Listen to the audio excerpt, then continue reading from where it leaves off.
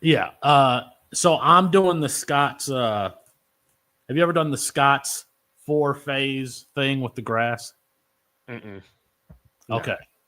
Scott's has this program where you put down this fertilizer, winter, spring, summer, and fall.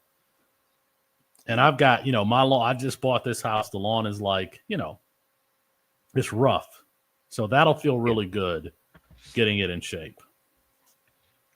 Yeah, I should. I can't do it now because we're on the show. I should show you my front. I wish I would have taken what my front yard looked like before, what it looks like right now. Good. You got it in shape. Well, see, here's the thing. If we were not live, I would have finished this story. But just so you know, your boy has been prepping some stuff around the house. Some things are going down this weekend, so it's been a long couple days. Wait, no, but this is very daddish commentary. Is your lawn, are you the envy of the block? Because I'm going to be the envy of the block. Oh, God, no. I'm really bad about that at times. So, why not dive into this history here? So it's not an HOA, but the city that I live in is, very uptight about, everything when it comes to, how your house looks, lawn looks, things around your house, all that stuff. I'm the guy who waits till I get the letter in the mail before it's you're going to get a citation if you don't do this. Of course. I'm not surprised. And one time I was like, they're not going to give me a citation. Sure enough, they gave me a citation. I had to go to court, pay $150 fine. And then they were like, you cannot get any kind of legal thing You're against on probation. you for 6 months. And I was like, oh my God, for not cutting my grass. That's what the world's come to. So yeah, it was, so now I try to be better about it, but honestly, it's middle of winter. I had a couple weeds in my front yard, and that's really the only reason I did what I did today, because I was they gave me the letter, and I was like, great, here we go. So you got the letter today? When? No, I got it on Friday. Oh, you mean they gave me? This is recent. Yeah. They were we'll give you to the 31st, and I was like, yeah, you don't have to wait that long. I'll get it taken care of today. It was there was 5 weeds up at the front part of my driveway, but like I said, very, very particular where I what feels really good is after you cut the grass, you get the weed eater out and you trim the edges. That's when you feel I feel like a pro. Now the lawn still doesn't look it's still the old owner's kind of patchwork and stuff. So I'm getting it in shape, but it's going to be in shape. It's going to be the greenest grass you've ever seen. I mean, I tried to apply. I applied to put AstroTurf in because that's how lazy I am to be I don't want to mess with it. You have to apply to do that too. Yeah. Oh, you have to apply to do anything here, to put a jungle gym a certain height in my backyard. So classy place. What can I say? All right. You think we should start the show? Yeah, we can start the show. All right. Hold on. Let's see. We already got some people in the Martin loved the Festivus live. What are the main C2C grievances Matt and Felix would like to? We'll get to that question. We should probably start the show first. Drop a like on the video. This is super unprofessional, but we're about to make it real professional. Watch how we turn it on. As soon as I find the stinger. Oh, Matt, you got the stinger? Yeah. Ready to go? Okay, here we go. I don't know. What should I say for the intro? We're answering. Let me just see. What are some of the questions? Oh, here we go. Okay. Here we go. All right, you ready? You ready, Matt? Yep. Ready to go. Here we go. Is Jim Carrey's The Grinch an abomination to Christmas movies? Do I still claim Zach Wilson as a win? Ashton Daniels going to Auburn. What are we doing with him? That and all of your questions after the stinger.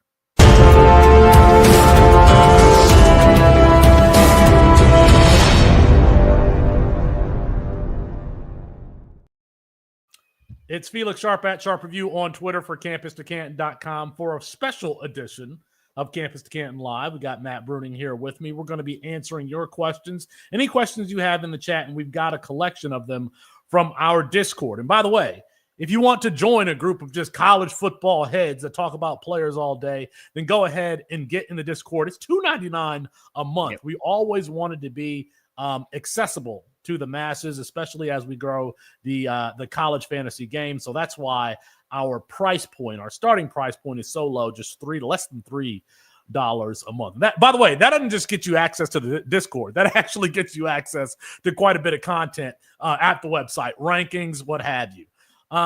Matthew, I wanted to jump on the live tonight because people are traveling, and people have time off from work. And this was the very time where I wanted to have like shows from my favorite podcast hosts like available to me and not have them take time off. Now, I'm being presumptuous to assume that we would be somebody's favorite podcast host, but maybe there's Luke. Luke will listen to this. I know Luke will listen to this. Luke Probasco will listen to this. So we'll have one person in the audience to listen that will appreciate this. But so it's that. And then I always took the note from like Colin Cowherd when he was at ESPN.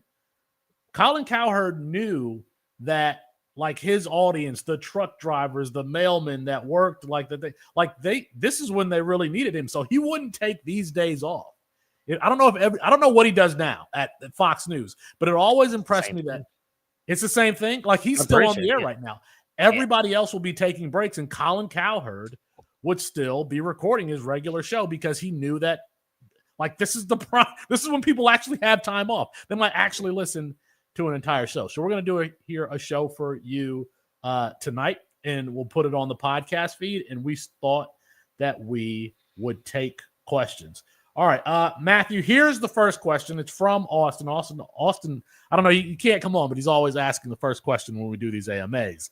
Yeah. He says, if you don't believe in drafting a lot of freshmen and startups, would you lean more Devy heavy or more CFF heavy with your selections? And for those who are tuning in with us for the first time, Devy really means that players that have more NFL potential than guys who are actually going to score points in college football. One of the examples that I use all the time is think about that traditional Georgia backfield. Sony Michel, Nick Chubb, DeAndre Swift, those guys, because they split the backfield, they're not really tier 1 or tier 2 traditional CFF players. They don't score a lot of points because they're splitting that backfield. But we know that they're going to be NFL players. So what Austin's question is saying is, do you lean towards those guys with NFL potential, or do you go more towards the guys like, the Western Kentucky quarterback and his wide receiver, the guys who are going to be scoring 30 points, 30, 40 points when it comes playoff time? Matthew, what's your approach?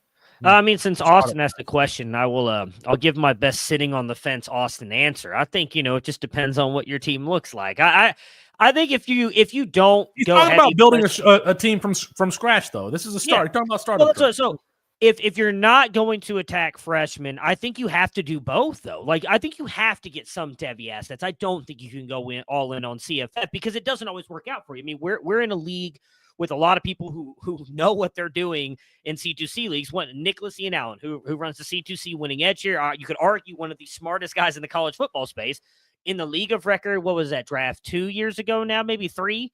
He went very heavy CFF. I mean, he was drafting guys that Austin Reed, Rondé Gadsden. Austin Reed, the quarterback at Western Kentucky, who at the time was thought to be a quarterback one. Rondé Gadsden Jr., taking players like that very high. Yeah, he took him in the second and third round, not when you would typically see those guys go in a startup. And don't get me wrong, he had an incredible team. And I believe they got knocked out the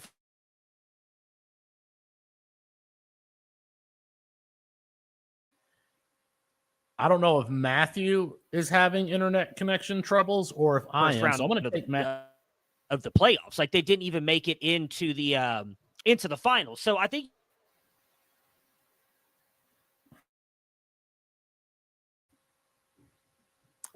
All right. I'm going to assume that Matthew's having internet connection problems, and I'll let him come back and I'll answer the question. It really just depends on my conviction on a particular player, right? So a couple of years ago, Quinshawn Judkins, Lenore Sellers, those are guys with 3 stars. I wouldn't have a problem prioritizing those players over, whoever the CFF, the traditional CFF darling was. I think that I lean towards drafting more NFL or the guys that I think are going to have NFL futures, because especially in startup drafts, that's my pipeline.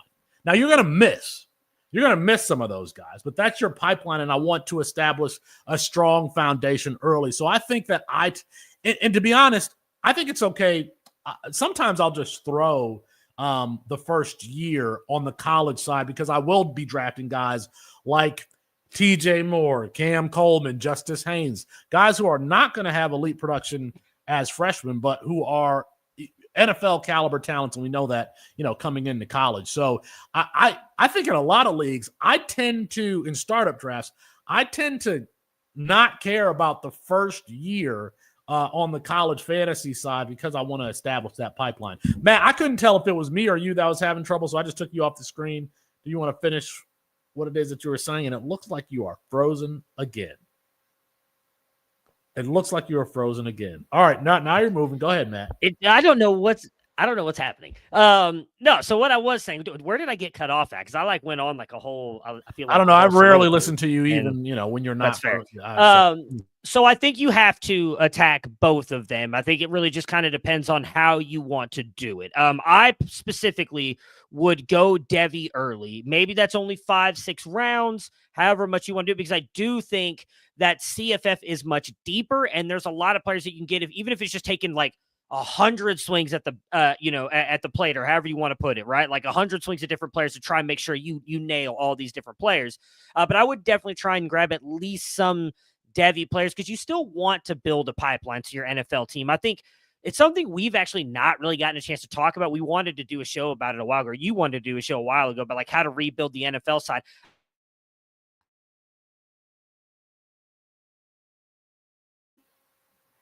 That ever so talkative Matt Bruening.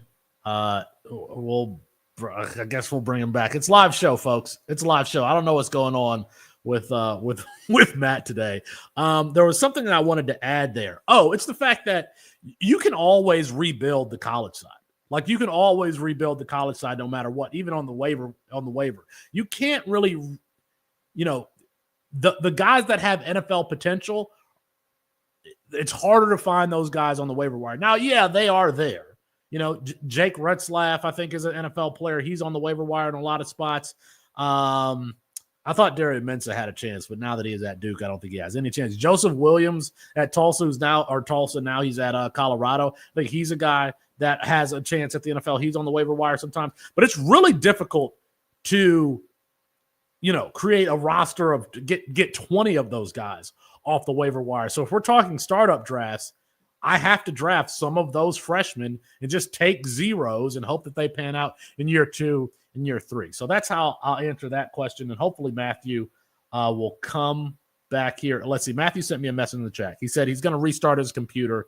He doesn't know what's going on. So Matthew will be back here in a second. All right. This next question is also from Austin. He says, what's your favorite festive beverage? I don't know if he means Festivus.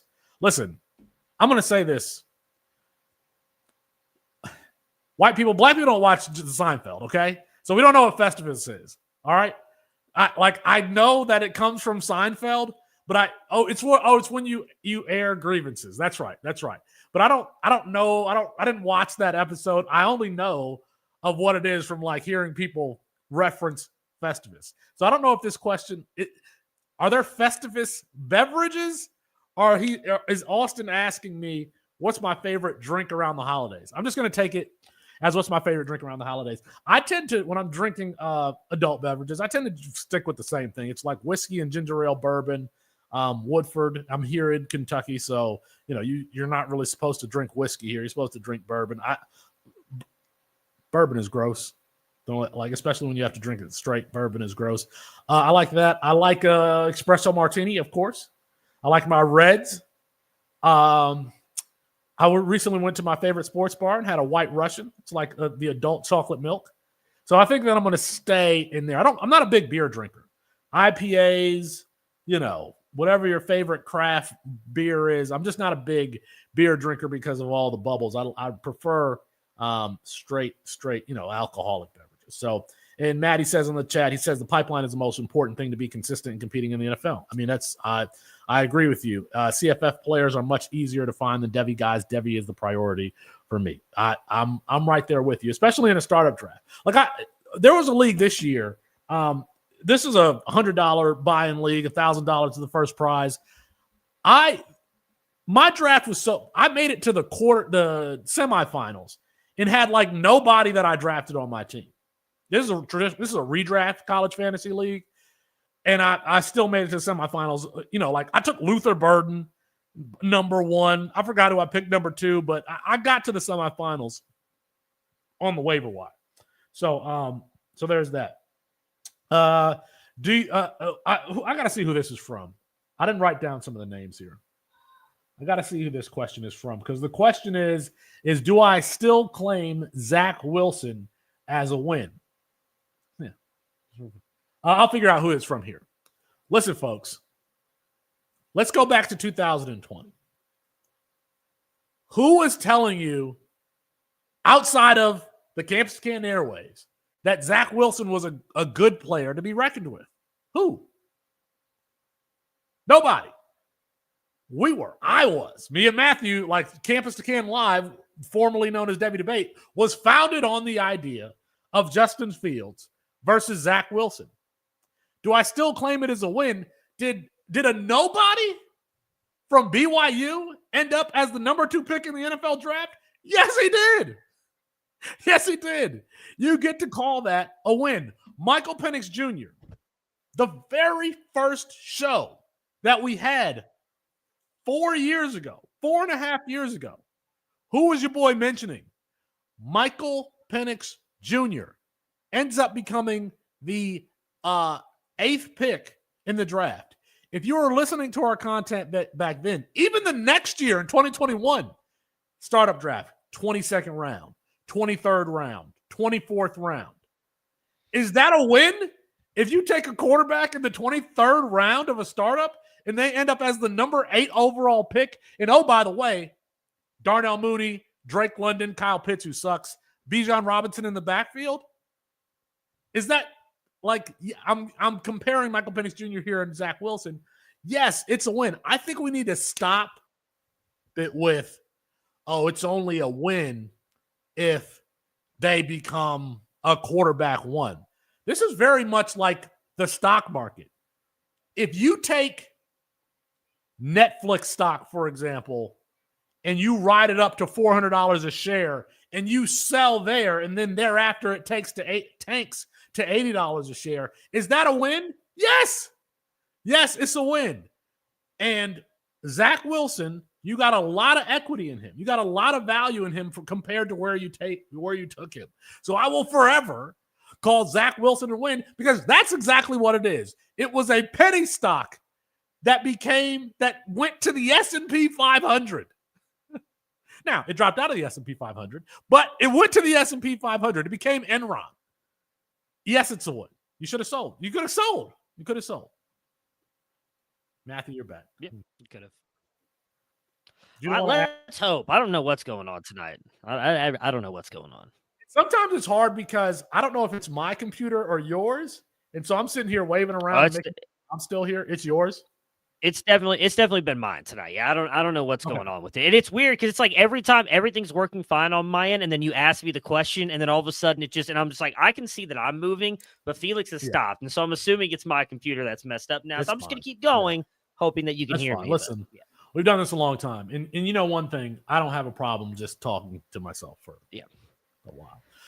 Do you have one question you missed? Do you have a favorite festive beverage? Wait, can I ask you something? Because I don't know if Austin is that. Austin's a big like Office person and a big Jerry Seinfeld person. Are there drinks associated with Festivus? I don't know why you're asking. I don't think so, right? See, neither one of us know. I told the people that black people don't know what that is because we don't watch Seinfeld. Yeah. So, Austin, we need your white opinion here to tell us what the heck Festivus is. I mean, I've seen episodes of Seinfeld. I've never watched Seinfeld. So, what's funny to me is that they'll make like a reference to The Office or something like that. It's like I'm supposed to know what that is. Okay. Wait, do you have what's your favorite holiday drink? You don't have a favorite? Like I don't really drink that much, so like I don't know what's I don't like eggnog, so and then we end up in Cincinnati and you end up plastered. There's plastered? No drink associated. Whoa. When did we end up in Cincinnati where I ended up plastered? Never let the truth get in the way of a good story. I don't think anybody last time we were in Cleveland, someone I was with was plastered. I wasn't. I was fine. No, I mean when we were in Cincinnati for not Cincinnati, in Ohio, in Canton. Yeah, for the expo. I never got do we have any good stories from? Nobody got wasted. No, we're very responsible campus to Canton crew. No, what was it? Have we gone twice? I don't even remember how many times we've gone now at this point. I think it's twice. Yeah. The second time, I feel like the second time was more fun. I was definitely a little bit more drunk the second time at the first night, and we went and got Taco Bell. Martin tells us there's no drink associated with Festivus. It's just a poll. Thank you, Martin. So thank you. Neither one of us know. Yeah, no, I don't know. I was just hot chocolate. Like I don't drink that much, so I don't know. You like to put off this thing like I don't do alcohol. I don't drink all the time, but I'll have a whiskey and ginger ale. I have my reds. Yeah, I like a good white. Well, I mean, see, I always say that, and then like I realize like I've drank more recently than the last time I drank was probably a Christmas party I went to on the 13th. But like before that, it was probably like May. Like I just don't drink that often. All right. I think drinking to get drunk requires way too much work. It's just like, and you can feel the sickness coming on. Like that's why I just stopped. So here's it's hard for me. Thing. Like I don't want to get drunk. It's too much. Oh, I agree with you. And so here's my thing and why I say I don't drink that much. Like number one, I don't like to drink alcohol when I eat. I just don't like it. I like to enjoy my food, and I don't like to mix the taste of alcohol with my food. So it's water or something like that. And then now, because I'm trying to like keep my your physique. I was going to say something else, but I don't want to get canceled or anything. So, like I drink a lot more water now. So like, I just don't drink. I don't know. It's just not I bought like $180 bottle of like, Crown, like a couple years ago. It has it's like a special reserve one they sold or something like that.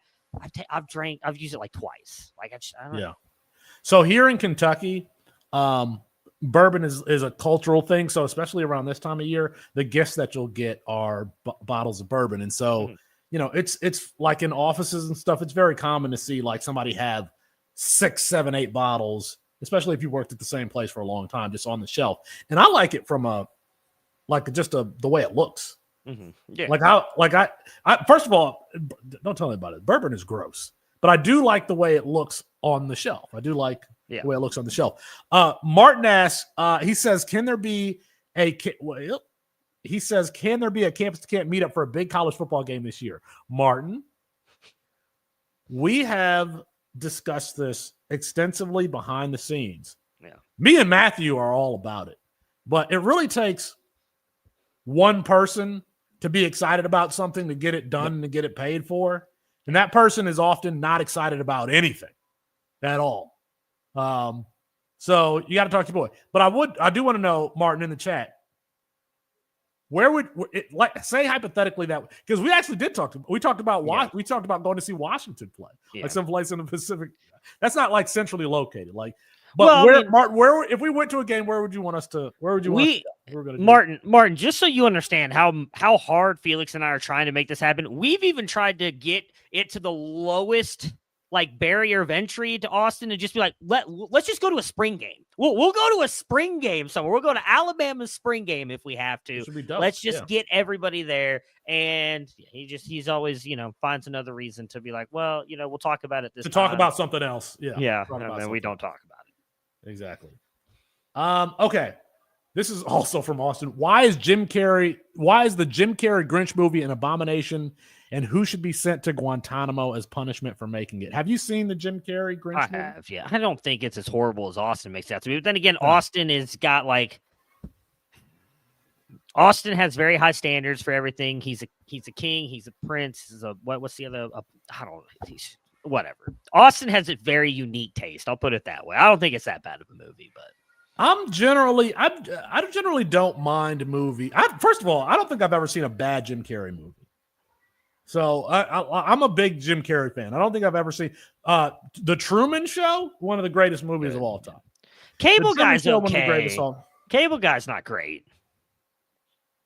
That one's a little. I don't know. Probably his worst one. Remember Cable Guy. It's an alright movie. He's got what's his name in it? Jessica. Parker. The Truman Show. Husband. The Truman Show changed the way I look at life. Like, is this a simulation? That's. I think a lot of people wonder that. Is this a simulation? Yeah. The Truman Show definitely. That movie came out 20 years ago. Have you ever walked out on a movie before, Matthew? I can only think of one movie I've ever walked out on. I've never walked out on a movie. I think the worst movie I've ever seen was a movie I fell asleep during, which was Snow White and the Huntsman. It was like before Chris Hemsworth, I think, became like popular, and it had what's her name in it? She married Robert Pattinson for a while before. Kristen Stewart. I think that's I was forced to go see that with someone at the time, and I fell asleep during that movie. That's the only movie I've ever fallen asleep from. I've never walked out of a movie, so. I walked out of one movie. It was the Spider-Man 2, the Tobey Maguire, the second one with Venom. I was like, this is just a terrible. That's the third one. Don't mix that up. The second one is amazing. The second one's Doc Ock. That's the best one. Oh, okay. Yeah. The third one, understandable. Yeah, the one with Venom. When he's doing like the dancing? the John Travolta dancing, it was just so camp. It was so different in tone from the first two that I was just like, what? This is just totally different. Yeah. So I walked out of that one. I remember, I think I was in high school. I do have 2 movie recommendations. Chris actually put me on. Wait, did he?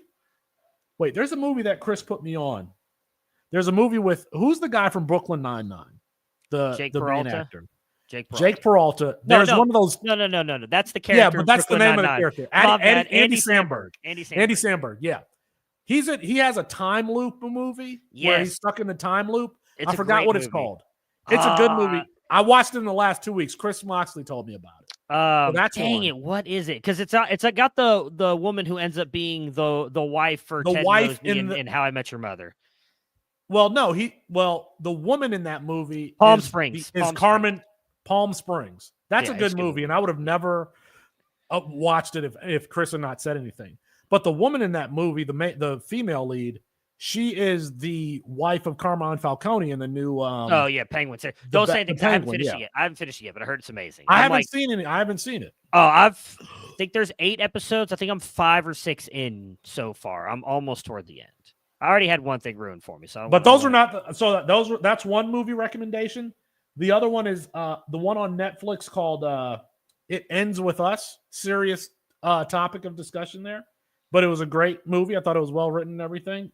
And then Blake Lively is in that movie. And because I watched that movie, I got another Blake Lively recommendation.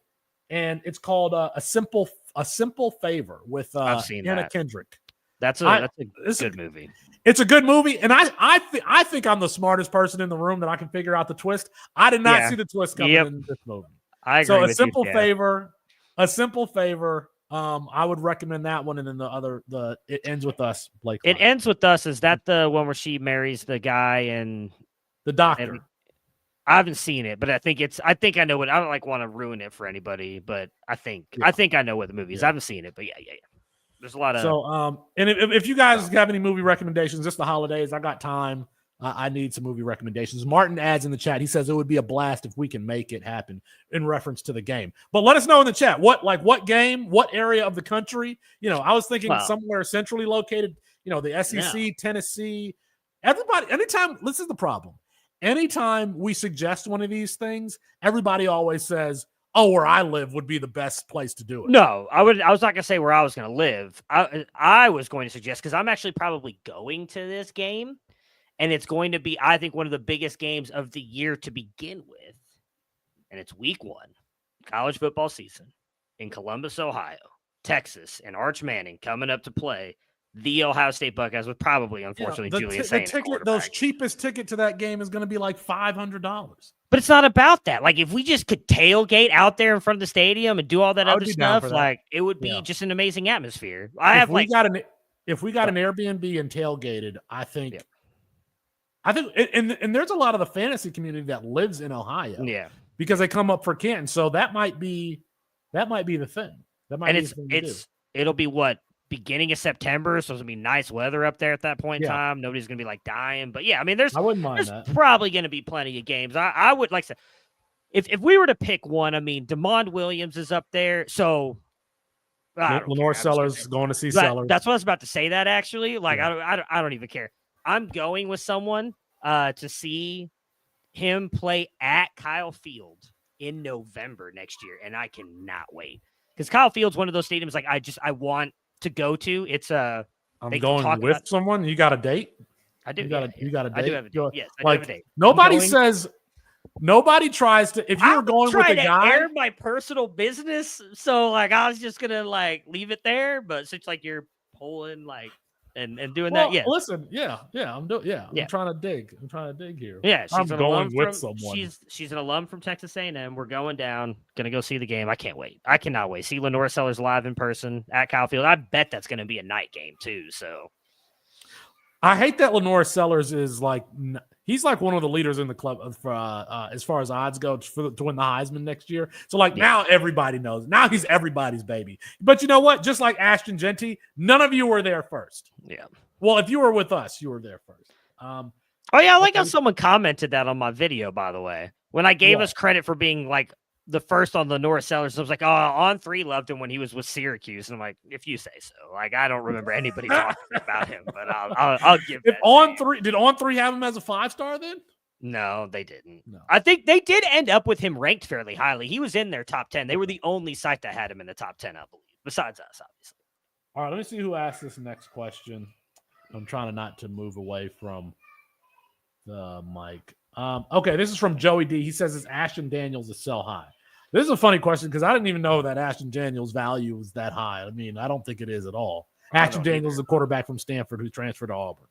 Why would his value be high? I mean, is it not expected Jackson Arnold to be the starter, or is it? And then maybe Deuce Knight after him? Yeah. Yeah, like I don't know. I mean, if someone thinks he's going to be the starter at Auburn, get rid of him. Sell high if you can. I don't think that he has any value. I don't think that you can sell. I don't think you could sell him for anything. I don't think that you could sell him for anything. So if you could get rid of Ashton, like I don't even think that you could get Ashton Daniels for that. You could trade. I would not trade a 15th round supplemental pick for Ashton Daniels right now. Yeah, but because I mean, there are quarterbacks out there that you could get, and I'd rather have them than Ashton Daniels. So I don't think that Ashton Daniels is a sell high. All right. This question is from Blade. He says, how do you think Kentucky's backfield is going to shake out between returning Jamarian Wilcox and transfer Dante Dowdell? This is an interesting one because that backfield was a committee this year, but in years past, it had been one guy. Your boy Ray Davis. Who's my guy who went to the Steelers? Shoot, what was his name? Jalen. They're all slow. No, not Jalen Warren. Hold on. I know who it is too. Benny Snell was in there. Yeah, Benny Snell. Okay. One of the first SEC games I went to. Benny Snell, I think, was against Mississippi State. He ran for like 100 whatever yards. So, and they bring in Dante Dowdell, who I actually liked at Oregon. I think I actually wrote his profile for the freshman guy. So I liked him at Oregon. I liked him at Nebraska. Did we talk about this on Campus Scan Live yesterday?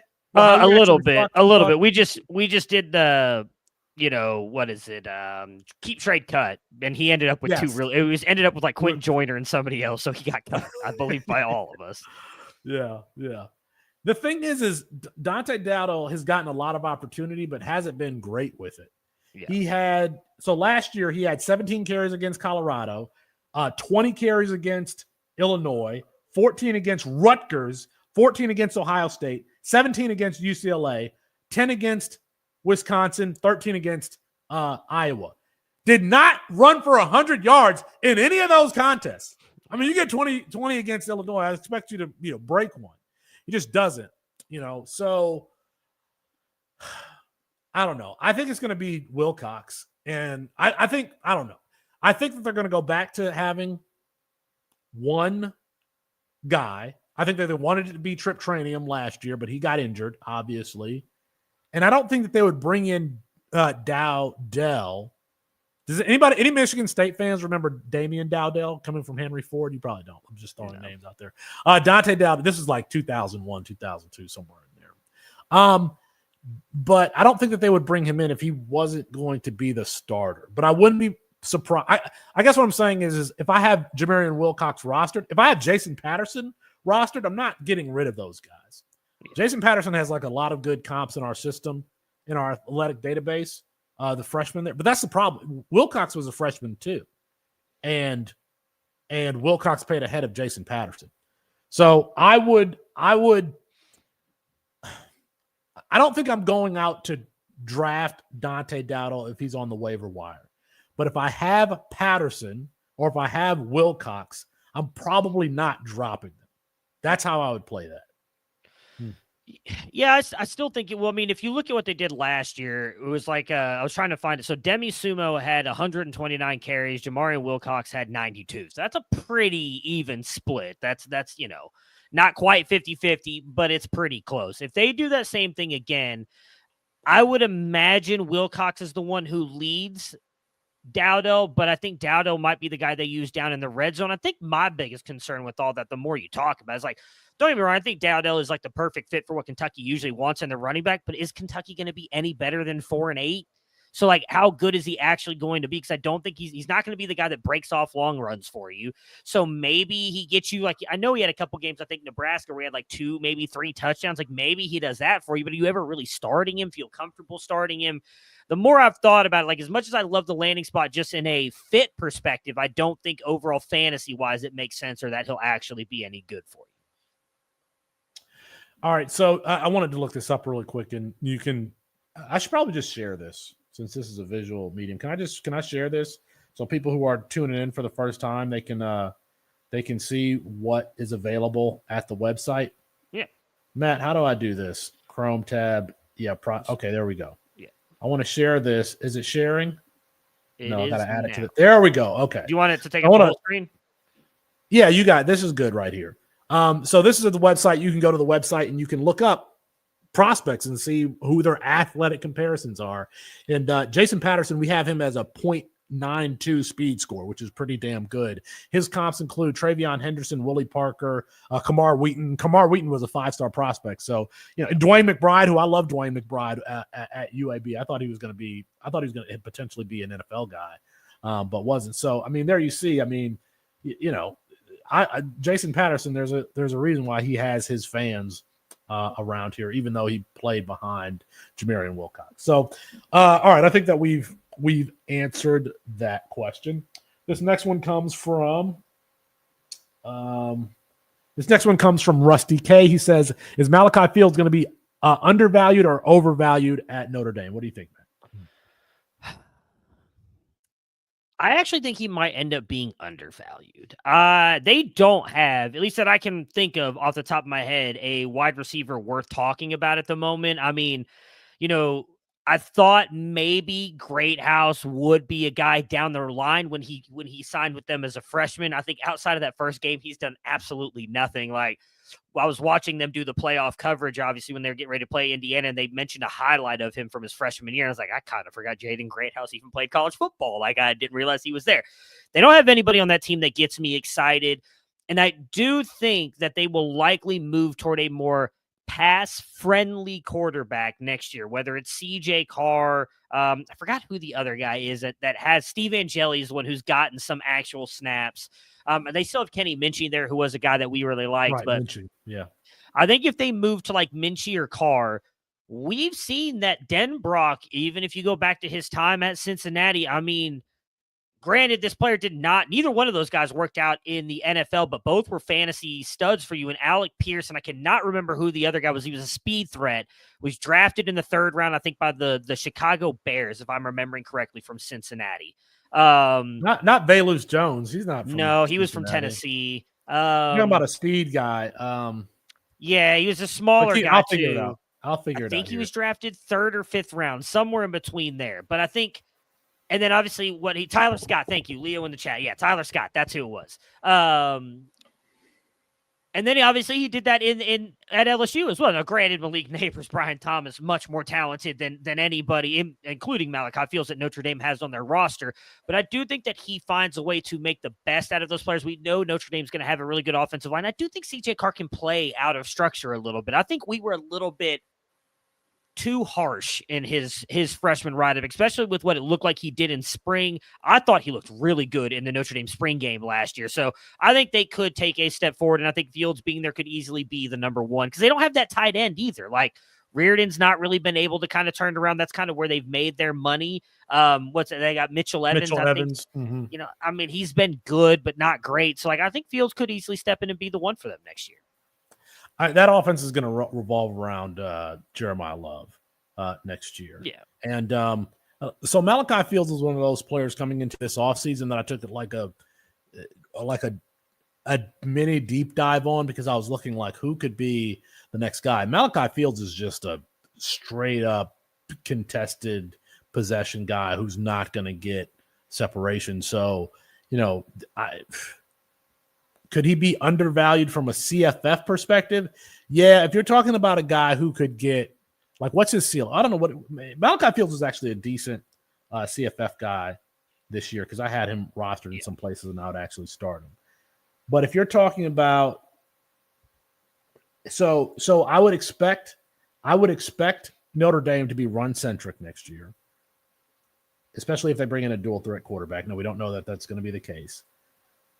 And so is he going to get 55 catches next year? He had 55 catches for 808 yards and 5 touchdowns. Could he have between 5 and 10 touchdowns next year and like 600-700 yards? Maybe, probably somewhere right around. I think that what you could hope for is somewhere right around what he had this year. Just hope for, that he gets more of those touchdown opportunities, because he is a contested catch guy that you could throw to in the red zone. The problem is that teams don't play that way anymore. They don't throw fades to, like, that was a mid 2000s thing. Like, they consider that play to be a low percentage play, and they don't throw it to your big guys anymore. They should. Like, why isn't Jeremiah Smith, Malachi Field, like these 6'3", 6'4" wide receivers? Why aren't they getting jump ball opportunities? They don't. So I don't know. Is he going to be underrated? He's probably going to be properly rated. How about that? He's probably going to be properly rated. I think the reason he'll be underrated is because people don't look at Notre Dame wide receivers with like any kind of like love or anything like that. Like, I think I agree with you. It's going to be Jeremiah Love and Mitchell Evans. That's the only players people are going to talk about. So I think Fields will be a little bit undervalued.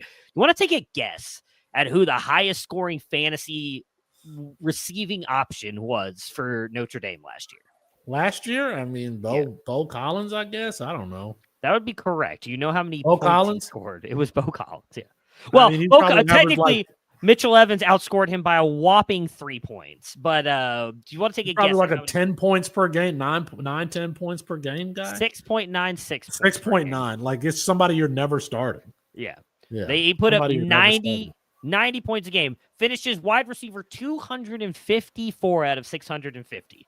I want to get to this one. Yeah. Leo asked in the chat, he said, what are some teams you think should be worried about their roster as things stand right now? Matt, let's all say it at the same time. Ready? 1, 2, 3. USC. USC. Yeah, that's a big USC. And it sucks because we are the Jaden Mayava podcast. We did a whole trade show saying around like 3 months ago saying you should trade for Jaden Mayava. Now Jaden Mayava is clearly the starter. They lose Deuce Robinson. They lose Ware Hudson. They lose Zachariah Branch. The only guy left. They lose Quentin Joyner, who was going to be the starting running back next year. The only guy left is Mekhi Lemon. Mekhi Lemon's the only one left. I mean, he led the room in receiving last year, so, at least he stayed. They did get Eli Sanders out of the portal, who had a really good year with New Mexico. So, like, I don't know. I think we'll just say here, I've been doing some research on that, and it's funny though, too. I'm gonna pat myself on the back here a little bit. I got flamed by you guys when I said Lincoln Riley was going to be in trouble this year and probably end up on the hot seat. And now look at where we're at. Like, I think there's a legitimate chance he's fired or goes to the NFL after the season. It's just not going to get any better. Let me say this. You were mocked and ridiculed about your opinion on Lincoln Riley, but you were also mocked and ridiculed on you said that you would rather have Baker Mayfield than Aaron Rodgers. Yeah. And that damn was it. Right, too. It was right. I think I'd rather have Baker Mayfield than Patrick Mahomes in fantasy. 100%.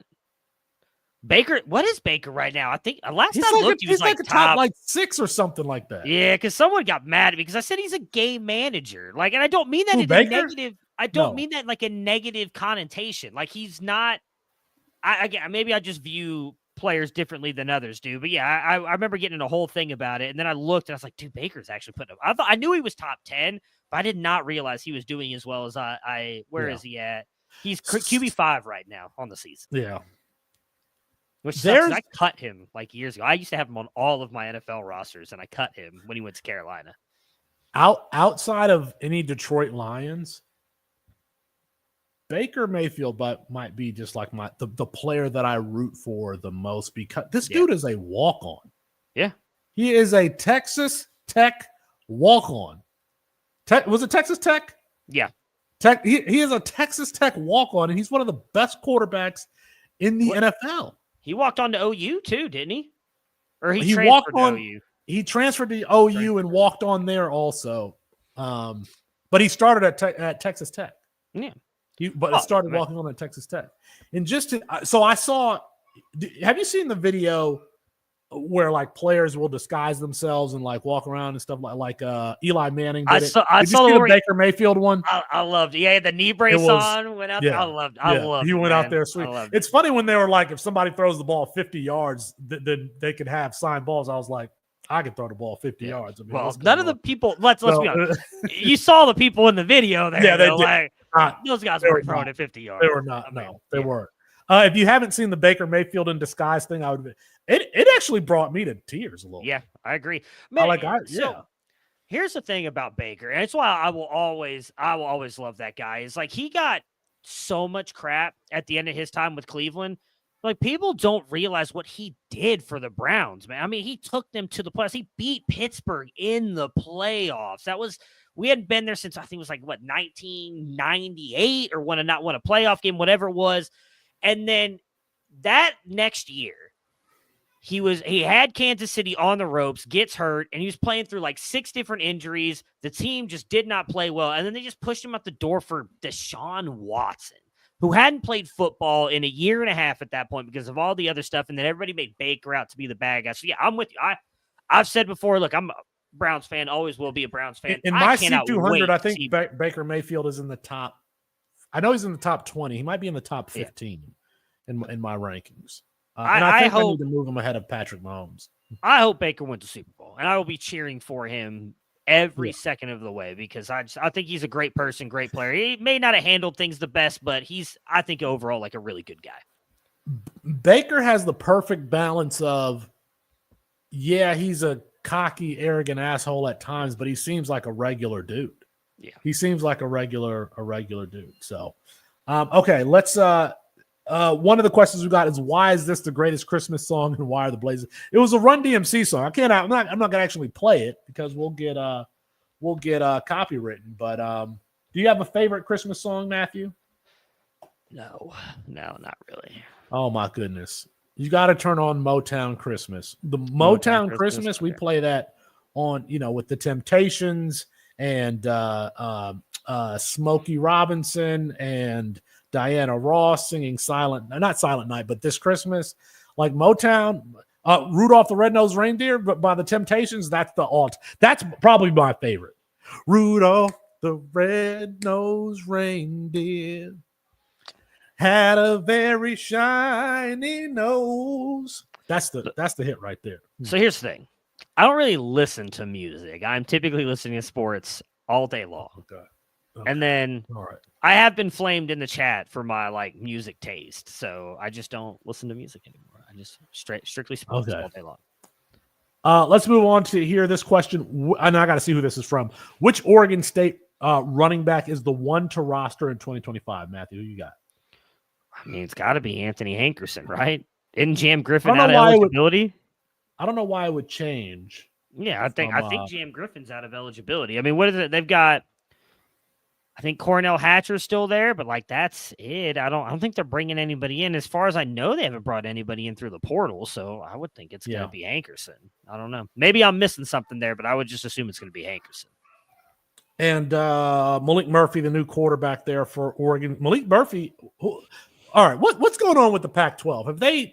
Are they still playing the Mountain West schedule next year? No, they have a whole. I mean, it's the Mountain West has become the Pac-12. It's the Mountain West. Yeah, that's what I thought. Yeah, they brought all those Okay. players, the teams over. Yeah. So does that make Malik? And I think it's Hankerson too, by the way. I don't know if there's I don't know if I'm missing some freshman or some player in the transfer portal that Oregon State brought, but I I haven't actually brought traded anybody in the portal. I'm looking now. So Hankerson is a pretty valuable player. Like I traded him for, like on a team that wasn't going to win. I think I traded him for a third or a fourth round supplemental pick because he has that additional year of eligibility. If he didn't have any eligibility left, we're talking about somebody just running for the championship, and maybe it's a 7th or 8th or 9th round pick. But Hankerson for me, I was disappointed to see my boy Giovanni McCoy did not exactly light it up for Oregon State this year. Yeah, he had a 60% completion percentage, but he only had 3 touchdowns to 6 interceptions. I mean, it makes sense. It wasn't quite, Jonathan Smith was gone. I wasn't expecting that offense to be that good, even though they kept some of the same staff and everything. But. Yeah. All right. This question is from Joey D. He says, who will get the biggest bump from the transfer portal? So basically, who's going to see the biggest increase in value as a result of their new team, new program? That's a good question. I mean, I really like Dampierre toward Utah, but I don't think he's get the biggest bump. I think who it could be, honestly, is if Zachariah Branch ends up at Arizona State, it could be him. He's a guy that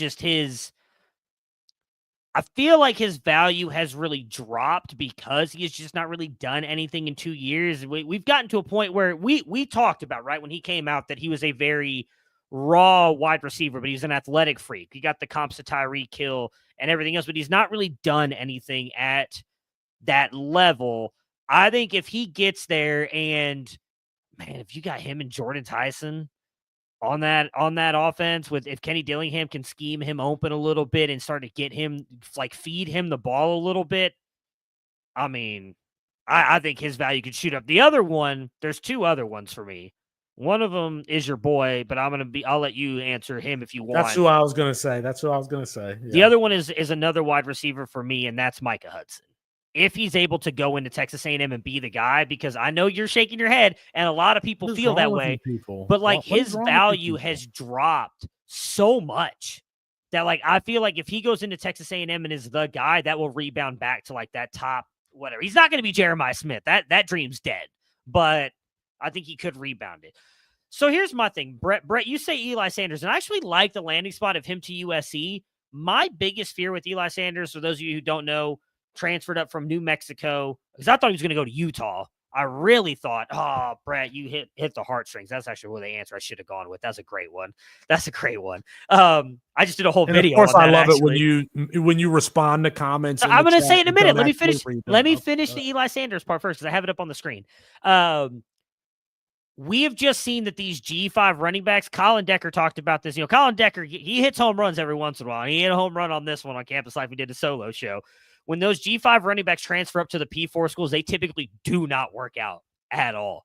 And I think him transferring up to a bad USC team with a poor offensive line going up against the second or the best conference in college football, depending on where you want to rank the Big Ten, and a lot of those good defenses, because USC schedule doesn't get any easier next year.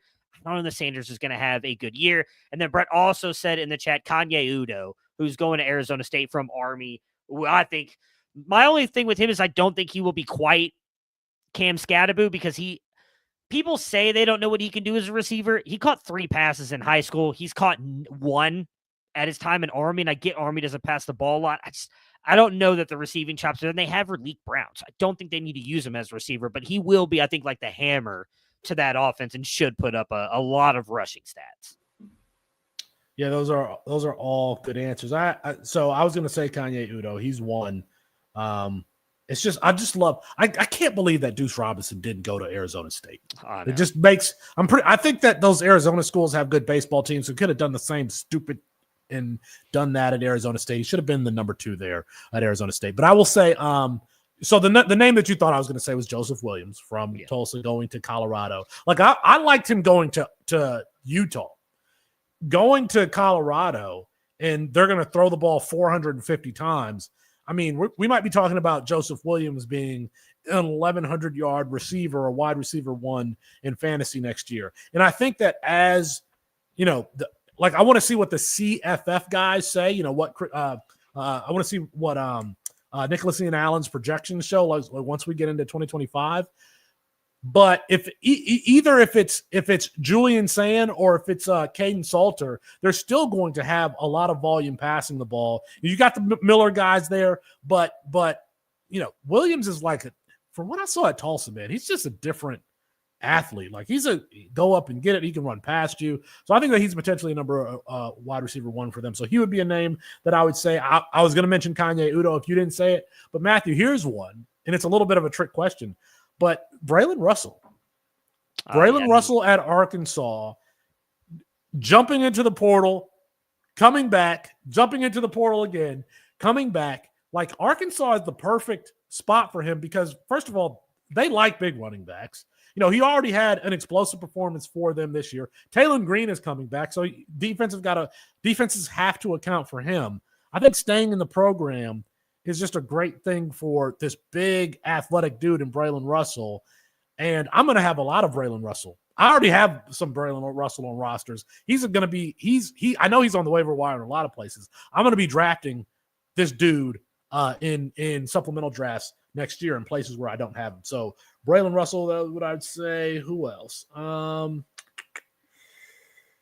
at the quarterback position? Wide receiver, I already said. Oh, I like Max Clark going to Ohio State. I think that just makes sense. Max Clark going to Ohio State. But those are the ones that kind of stick out to me. I'm sitting here looking through the list. I mean, I don't know if that's a big bump, but I mean, obviously Castellanos going back to be with my God, Malzahn will be good. Just Malzahn, yeah. I mean, again, I know Chris mentioned it on the show C2C Live that we did yesterday, but I really think Luke Kromenhoek landing at Mississippi State is going to be really good for him. No, it was you who mentioned it. My bad. Chris said he didn't like it. I just think him landing there with Jeff Lebby is going to be really good for him. So, yeah.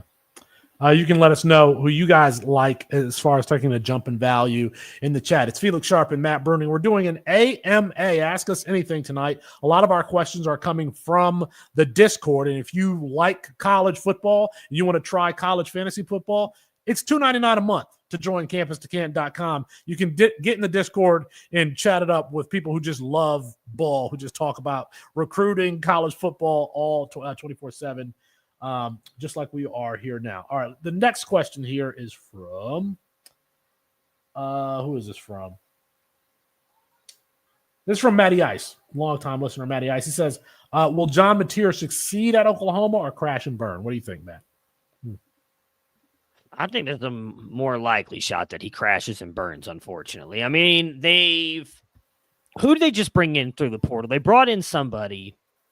I don't know that it was a great get, but they did bring in two wide receivers after Anderson left, Jaleel Farouk left. No, I'm sorry. Yeah, Nick Harrison was at OU.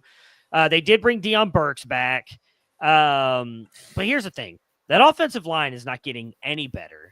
And I think we kind of saw what John Mateer is in Michael Hawkins last year. And okay, so let's be honest here. Michael Hawkins is a much better athlete and rusher than John Mateer is, but John Mateer is a better passer.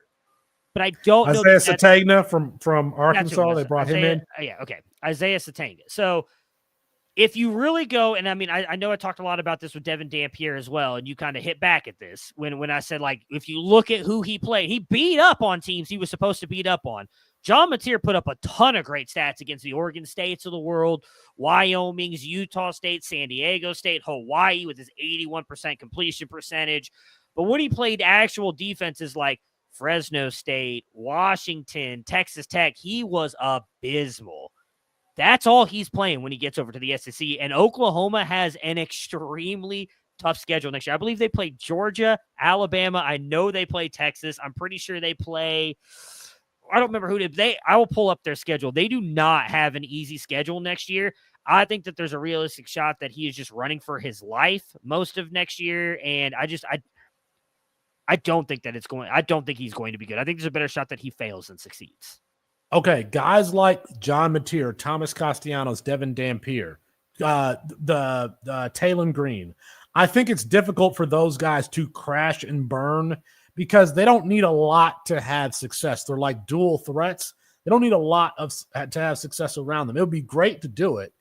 There's no chance that John Mateer has the quarterback one season that he just had, averaging nearly 40 points a game.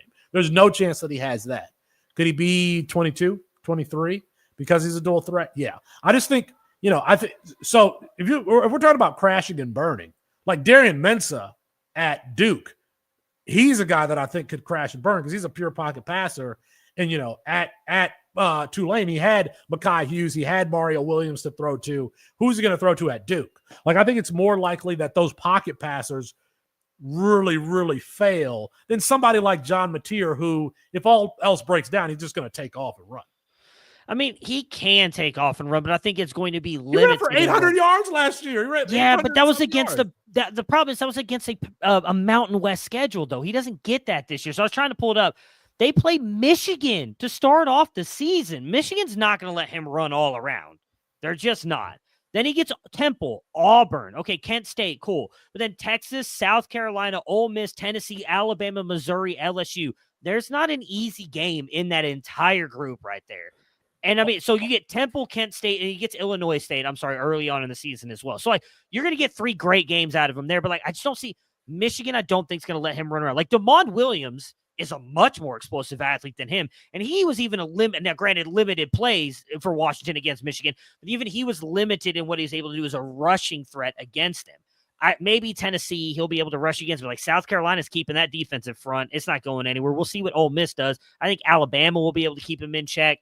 I just don't think that he's able to run the way he did this past year against that Mountain West schedule. So that's why I say, like, people are viewing him, I think, based on what he did last year, still like a top 10 CFF asset. I don't think he finishes there. Like, maybe he only falls down to like a QB2, but I don't think that he's that high. So, like, that's why I suggested we did to trade, keep trade cut to trade him, because people still value him as like a top whatever quarterback. I just don't think that he finishes that high at all. I would definitely trade him. But when I think of crashing and burning, I'm thinking of like when Kanate Bumfield was at Akron. I'm like, oh, this guy's going to be great when he goes to the Power 5 level. And then he went to Pitt, and it was just like, he went to Pitt, and I remember he smoked some corner on like a post corner in the spring game. He had like 12 yards of separation. And I was like, this dude is going to he's going to have a great season. I think Jordan Addison was there at the time too. Yeah. Then Jordan Addison transferred, and Kanate Bumfield was the number 1 wide receiver. I was like, and then he ended up not, being that great of a player. That's what I think of crashing and burning.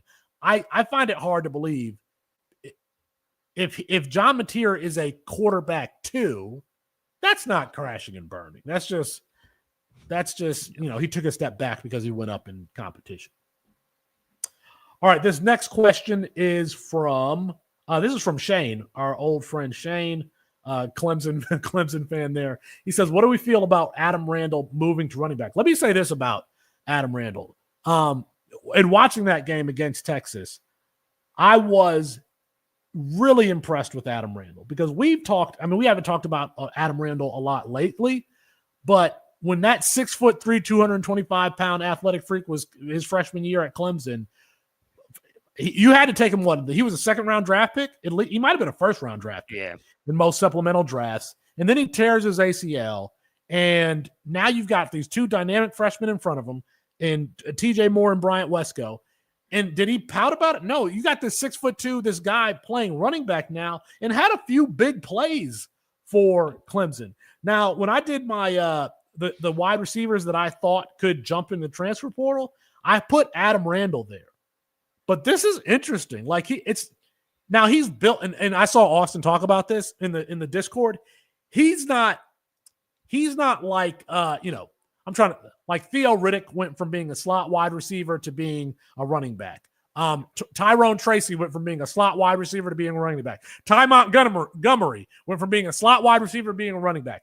I can't think of, the only guy that I can really think of who went from being like an X wide receiver to running back is Cordell Patterson. Cordell Patterson and Adam Randall are like really different types of players.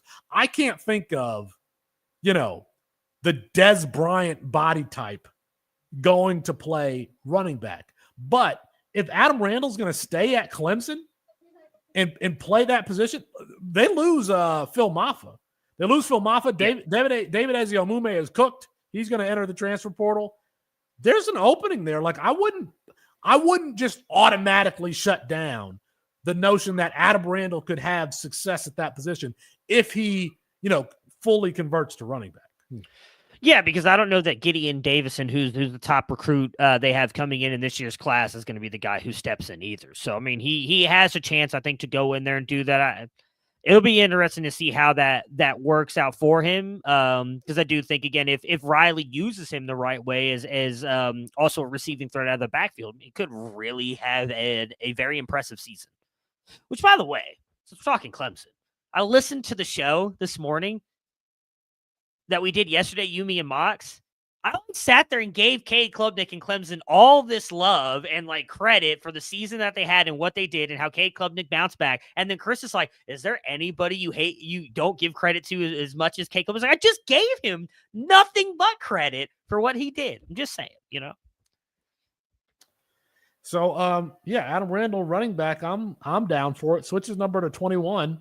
And he'll look like we know that dude is athletic. He just can't get on the field because he plays the positions, the two outside positions. Those are full.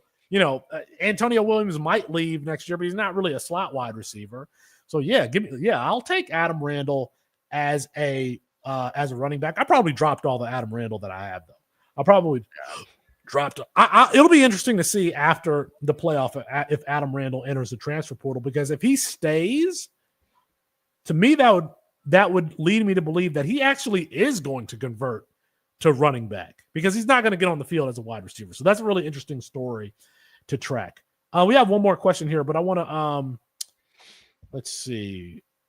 I wanted to mention some comments here. Martin says, seeing Adam Randall play solid running back gets me excited about Michael Terry. Michael Terry, the big athlete at Texas. Yep. Is he our running back one? I forgot. Is he a running back one? Or? For some, he is. I don't know who do we have. Some of us have Bo Jackson. I can't remember who the Osumain Chroma is the other one. It's kind of a tie between the three of them right now. Oh, I know that I missed a question. Okay, this is from Joey D2. Matt, you probably have a better. I do have an answer, but I'm not as well studied as you are at this point. The most overrated and most underrated incoming freshman. All right. Well, I'll give you a second to think here. I'll tell you. I'll give you a second to think here. I did the profile. I drafted the profile on Tavian St. Clair this weekend, and I had watched Tavian St. Clair earlier in the season, and then I watched him again. Some full games, highlights, everything. Some camp clips that I could find, and there's nothing special about Tavian St. Clair from a skill standpoint. I think some recruits get high star rankings because they show, NFL ready bodies and frames at an early age. And Tavian St. Clair definitely has that. But he's not a great at avoiding pressure. He's not. I think he's going to be a 0 as far as running the ball at the next level. Maybe he's like Jameis Winston from a dual threat of rushing ability, but he's not, like, from a fantasy perspective, he's not a player that I would be, gravitating towards. So I would say that there's nothing like outside of, hey, this kid was a sophomore and he was 6'5", 220 or whatever it is, fully framed. I don't know that there's, there's other skills there. And listen, there are other 5-star quarterbacks that I've liked. There's other 5-star quarterbacks that I've not liked, but I would probably put Tavian St. Clair closer to the Quinn Ewers grade for me, as opposed to like somebody like Drew Aller, who I was really, really high on. So it's kind of hard for me to say under or overrated, because I just don't think this class is very good. And so, but I do think that there's a lot of players who are kind of properly rated. But if I had to pick one, I'm leaning toward Khalid Lockett, the wide receiver going toward Texas. I don't think he's that talented, and I just don't see where he fits into that room right now. I think there's a realistic shot he ends up as a year 1-0, especially with Michael Terry going there as well now, because I think Sark will use him kind of the way he's used Ryan Wingo this year, and I think Wingo will be a starting wide receiver. It does seem like Matthew Golden's going to go to the NFL, though, with the way he's played toward the back half, so maybe there's something there. The other one for me is, I hate saying this, but I'm kind of starting to be out on Deuce Knight. And, I mean, he's an incredible athlete. Has a chance to be like right there. I don't think anybody's going to jump Bryce Underwood, but I think like has a chance to be the number 2 quarterback. And I'm going to give props to Corey and Mike on this, because like I did not know this. He transferred up to play better competition last year, and 3 games in transferred back down to continue playing lower level competition, and it was just not played well. And he used the quote unquote, "I was homesick." He's now going to a school in Auburn that I think there's a realistic shot Hugh Freeze could be fired after this year if they don't play well again. Does the new coach they're adding a lot of good players. They are adding a lot of good players, but that's the thing. Like, it could crash and burn. And if it does, I think that they get rid of him. Does the new coach want Deuce Knight? What does that look like? Does Deuce Knight just then hit the portal? And we've seen with those quarterbacks, when they're just constantly hitting the portal and not really getting that opportunity to play for a coach that really wants them, their value just goes out the window, which is why I also am kind of out on a little bit on Houston Longstreet. And I love Houston Longstreet. I'm the only one on our recruiting team who has him as a tier 1 quarterback. But Lincoln Riley might not be at USC much longer. So I don't know what that means for him. The player that I think is the most underrated. Now, he's not underrated by us, and I think he's fairly rated or highly rated for the services. I'm going to give you 2. One that I know is not being talked about, one that I think is, but Matt Zollers, the quarterback going to Missouri. I love this kid. And I think that he's going to, I think there's what did Bo Papula got signed with Missouri today in the transfer portal? Get out of here. I think there's a shot that Matt Zollers is DJ Lagway, Luke Kromenhoek, whoever, all the others, he's not going to be Dylan Rail. Dylan Rail started from day one.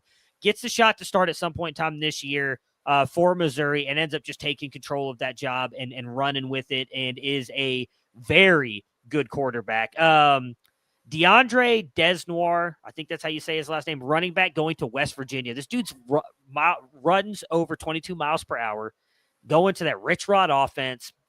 That room is opening wide up, in my opinion, at running back. I think he's really good. And then, why can I not remember his name now? He's going to Baylor. Michael Turner, running back going to Baylor, I think is really good as well. The only problem is obviously they have, that's the biggest thing, especially with was it Bryson Washington and Bryson Washington with the year he had. I don't think anybody's coming in there and unseating him, but Michael Turner, I think, is a really, really good running back. He's like 6 foot, 205, decent speed, good athlete. But he did tear his ACL in his senior season. But those are 3 guys I think are a little bit underrated.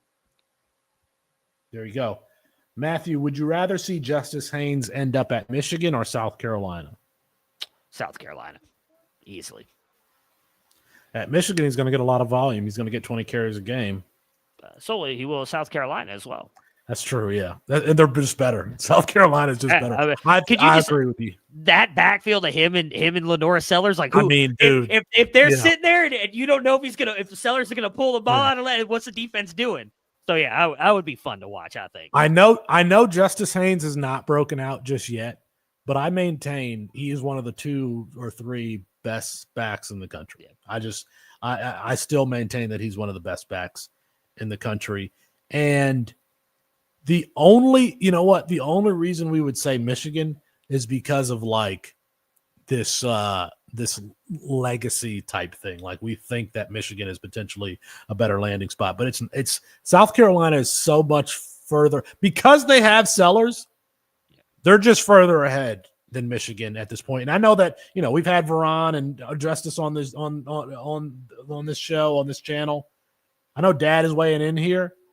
The better landing spot as far as NFL opportunity is going to be South Carolina.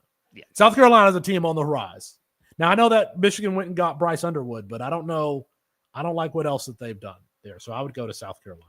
All right, one last one here. Oh, real quick, because on the Michigan thing, do you think they brought Mikey Keene in to start?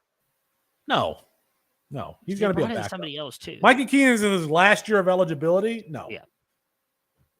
I don't know. Seems like a Michigan thing to do. We'll let Bryce Underwood sit for a little bit. Do you know what people would do if they started Mikey Keene over Bryce Underwood? First of all, Probably I would riot, love that. but From a content perspective, yeah. Oh, I would love that. Oh, I would love it if I forgot the coach's name. I see his face. Sharon Moore. Sharon Moore. If Sharon Moore started Mikey Keene over Bryce Underwood, I would love it. I would love it because Michigan, they deserve that. You're talking about listen, folks. You're talking about a guy who's a longtime Michigan fan. Okay, so Michigan fans don't come after me. Okay, 1998, I was there. Okay, this is one last one, Matthew. This is from Martin. He asked us to start the show. What are your main C2C grievances that you'd like to air, Matthew? Do you have any grievances? Listen, I'm here. I can take it. I can take it. I don't think so. What grievances do I have? I don't think I have any, to be honest with you. What do I have to complain about? I'm happy. I'm healthy. New year, new me. Isn't that what all the kids say nowadays? You know, I'm good. No grievances. I got a lot of grievances. I got grievances with Fox Sports, ESPN, CBS, Sleeper. I mean, I can name drop people at all of these places and say, why haven't you returned my calls? But I'm not going to do that. You know what we're going to do? We're just going to keep trugging along here and keep trying to grow college fantasy organically. So if you're watching at this point and you want to help us do that, like this video. I don't know how many Quinn Ewers. The Martin says Matt should just say Quinn Ewers as far as his grievances. Yeah, you should. I will always love my Why sweet, can't you sweet just prince, take L's? Quinn Ewers. Why can't you just take I L's? took an L on the show good. yesterday and said that he's not going to be a first-round pick. I've never once said that. Thank you. And for I said that saying yesterday. I tried to tell you from day one that this. I will always love you, Quinn. Always. As Matthew brings his signed Quinn Ewers jersey and shows it to the folks here on YouTube. I tried to tell you guys from day one. You all wanted to fight with me, and I was like, somebody show me the throw that makes him. Always say this, and I showed you multiple throws, and we're going to agree to disagree. Is that like he would have been a first round pick if that who was it? Dallas Turner. If you wouldn't have broken my sweet prince's collarbone the way you did, he'd been perfect. Nope, he'd be first round pick. You'll never. There was nothing special about him, just like there's nothing special about Taven St. Clair, at least that I see. I don't see anything special about him either. I mean, he's not as good. Yes, Martin, I have grievances with all of the college football and fantasy football content providers who still don't get it. That this is a thing that people gravitate towards it. Like we've built something ourselves, and I know that from the outside we're not that big. But for the company to have grown, specifically from a revenue standpoint, with like no following, with no influence, relatively speaking, we have no influence, none whatsoever. So if we get to the point that we actually do, I mean. I wish one of these people would take a meeting with us. Matthew, what are you reading? Oh, a text message. Sorry, I was listening to you though too. Sorry. You're gonna do like this, like school, and if you're caught on your phone, we're gonna read the message in front of the class. I mean, Matthew. Good luck reading. We're gonna read the message in front of the class. Okay, all right. Is that it? I think that's it, everybody. We'll try to produce more content for you later in the week as you're traveling and you've got a lot of time off. I know Matt is always down to record. So we'll try to keep doing that for you. And again, just show the love back. Like the video. We appreciate it, y'all. All right. Peace.